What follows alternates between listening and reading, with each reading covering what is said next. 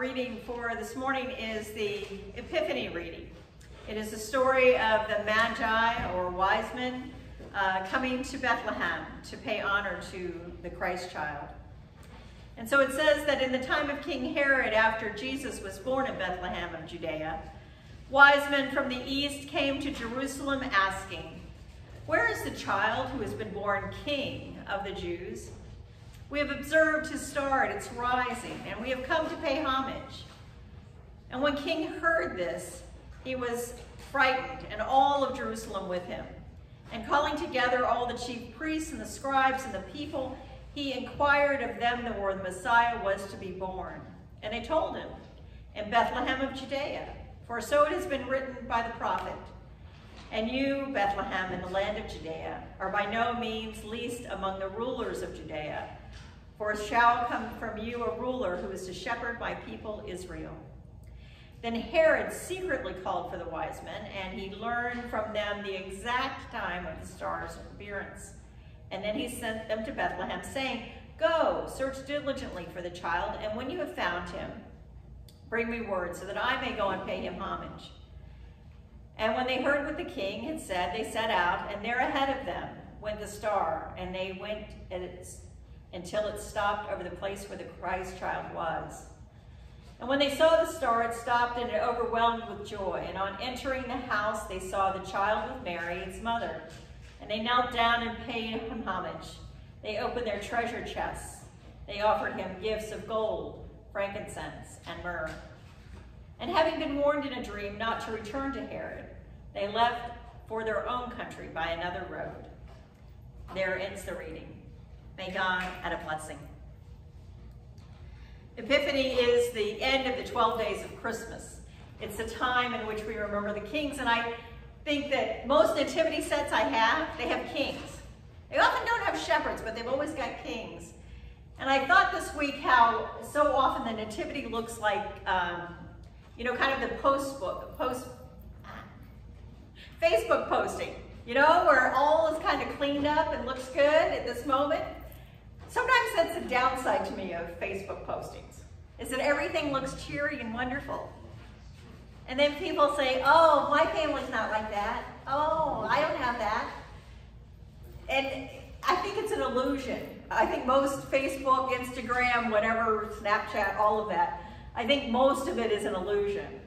And I think sometimes when we think about the nativity, we think of images more than what happened. Because for these wise men, Magi, Zavarians, I've forgotten their names now, but they had come from a distant country. It had taken 2 years for the journey. We know this because of what happens later in the book. But Matthew wants to record this because of what's said in Isaiah. Remember, Matthew's agenda is that we know that this is the Christ who was promised to God's people, to the Jews. And so he wants to make sure that we know that there were people who came, and the kings came to pay homage just as Isaiah had said. And they were going to bring gold and frankincense, because those are precious commodities. And if you're come to worship a king, then you bring precious things. And so they began their journey. They had begun their journey 2 years earlier. And the journey could not have been easy.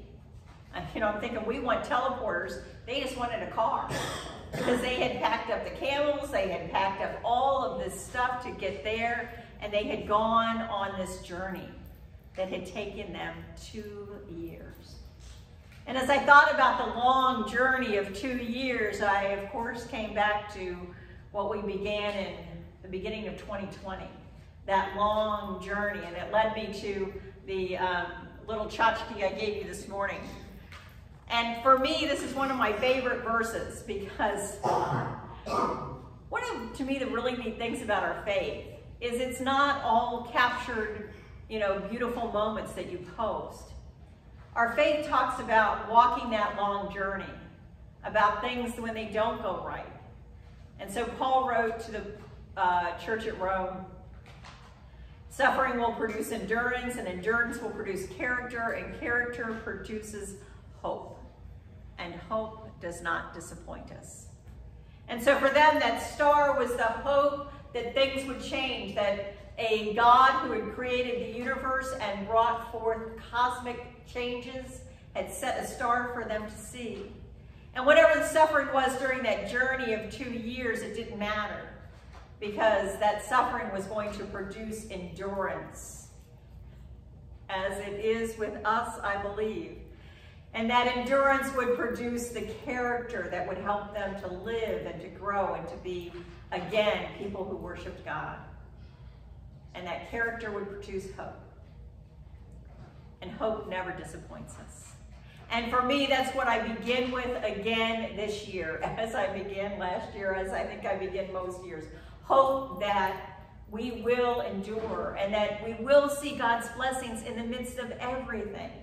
That we will know that our faith is not just that captured moment that looks like a smiling Facebook post. And again, nothing against it. It's just, if you think that that's all it is, you're probably not right. You're probably not seeing behind that or what happened later that day. And so we know, I know, that God journeys with us each day through each event, whether it's good times or bad. And that suffering, that enduring, that character building, that hope with us, we go through. Because that's what our faith is about. That's what the kings were about. These 3 kings, these 3 wise men, they knew that the important thing was to be able to follow to the star's ending, to be able to see what God had done, to see the amazing new gift that was given on that journey. And the light was what led them. That's who we are now. I pray that we're being led by the light of Christ. And not only led by the light of Christ to see the next step ahead. As always, throughout my life, I'm somebody who's wanted to see the next mile ahead. But the reality is I've only ever seen, and sometimes not even that very well, the next step ahead. The next moment ahead. I don't know what's going to happen next year or the year after that. But I do know, what I know profoundly, is that God will be with us, each one of us, there to lead and to give us hope, there to lend light to our path and for us to be light for others, to encourage and strengthen them, to know that God has seen all, has brought life out of death and continues to lead us forward. The reason that the Gospel of Matthew records that not only was there gold, again, we know that, precious commodity, also frankincense, which was a very rare and expensive incense that was used, very aromatic. But the list included myrrh. And myrrh is an interesting thing to be included, and the only time that myrrh was consistently used in that time and in that place was for the care of dead bodies. That when you were preparing a body for burial, you would use myrrh to care for it, to coat it, to help it into the next life.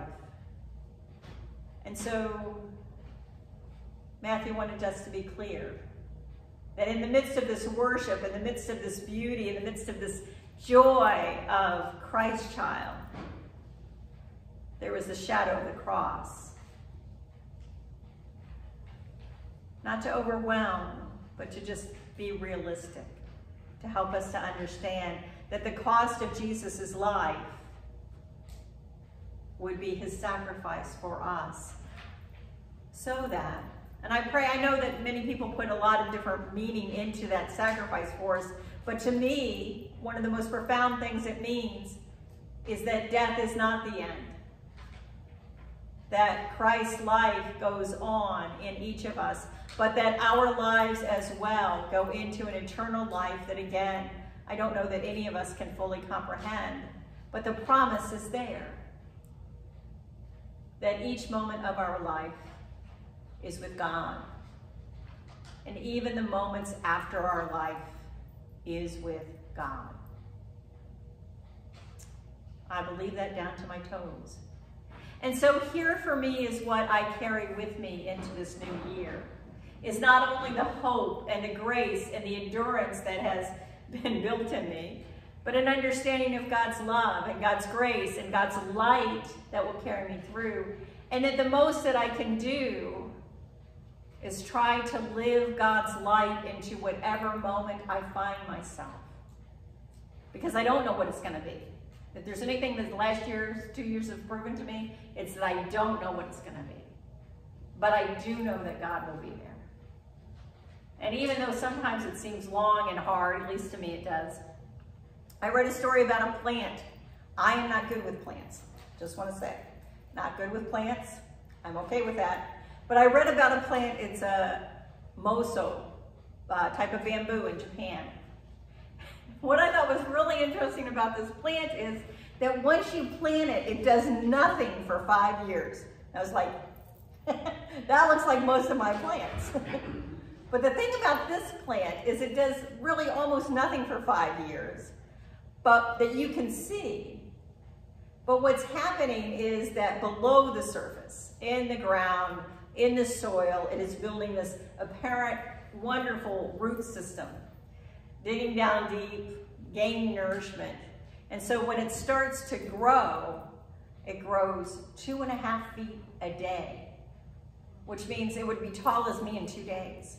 It's kind of the way I feel about kids. It seems a blink of an eye, they're taller than me.